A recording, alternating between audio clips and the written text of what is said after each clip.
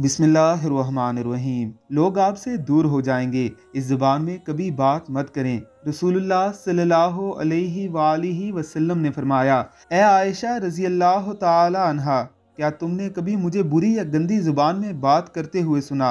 याद रखो, क़यामत के दिन वो लोग अल्लाह की नज़र में सबसे बुरे होंगे जिन्हें लोग अलहदा कर दें, उनसे किनारा कर लें ताकि उनकी फहश ज़ुबान या गुनाह से अपने आप को महफूज रख सकें। इस हदीस मुबारका को आपने ज़्यादा से ज़्यादा लोगों तक पहुँचाना है। अपने इर्द गिर्द नज़र दौड़ाइए। यह आज की माशरती बुराइयों में से शायद सबसे बड़ी बुराई है, जिसे लोग बुराई समझना ही छोड़ गए हैं। बात बात पर गाली देना और फहश कलाम करना आज एक फ़ैशन बन चुका है। हर दूसरा शख्स ही गाली दिए बिना बात को मुकम्मल करना गोया तौहीन समझता है। अल्लाह रब्बुल इज़्ज़त की ज़ात हम सबको इससे महफूज फरमाए। आमीन, अल्लाहुम्मा आमीन।